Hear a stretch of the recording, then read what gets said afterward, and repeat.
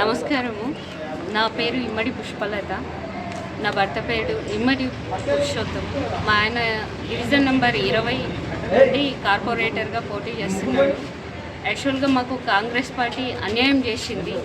ఈ 4 సంవత్సరాలుగా నా భర్త ఈ వార్డులో కష్టపడ్డాడు. ఎన్నో వర్కులు చేయించినాడు.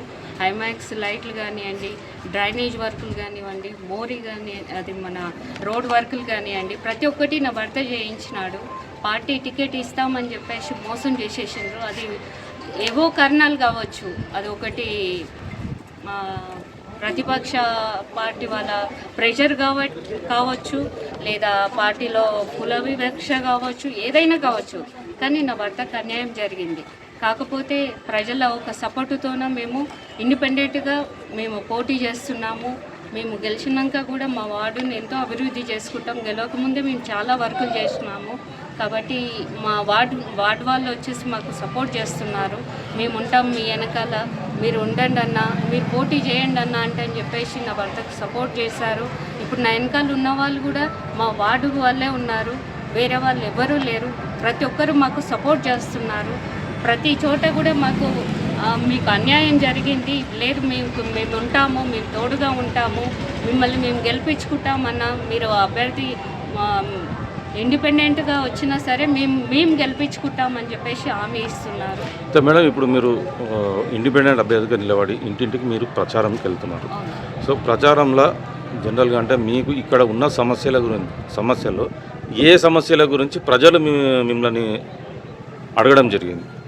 సమస్యలంటూ ఏం తీసుకురాలేదు. ఇంతకుముందు నాయకులు ఉన్నప్పుడు మా వార్డుని పట్టించుకోలేరు. కనీసం మున్సిపాలిటీ వాళ్ళు కూడా వచ్చి మోరీలు క్లీన్ చేసే పరిస్థితి లేదు. రోడ్లపైన చెత్త ఎట్లున్నది అట్లా ఉంటుండే. అన్న వచ్చినాక మా వార్డులో వచ్చి వర్క్ చేసిండు, మాకు ఎలాంటి సమస్య లేకుండా చూసిండు. అట్లాంటి అన్నకు అన్యాయం చేసినారు ఈ కాంగ్రెస్ పార్టీ వాళ్ళు. వాళ్ళకు మేము ఏంటనేది చూపిస్తాము. మేము మా ఓట్లు మా అన్నకు సపోర్ట్ చేస్తాము, వేసి మేము గెలిపించుకుంటామని చెప్పేసి అంటూ ఉన్నారు వాళ్ళు.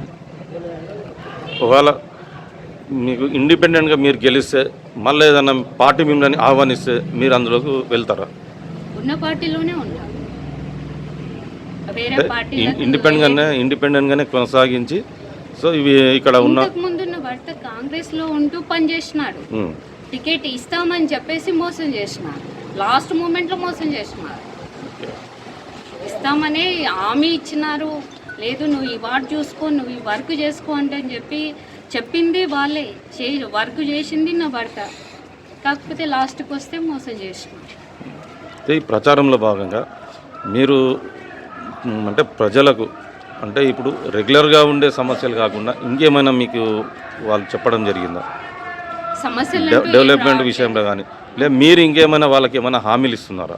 గెలిస్తే మేము చేస్తున్నాం.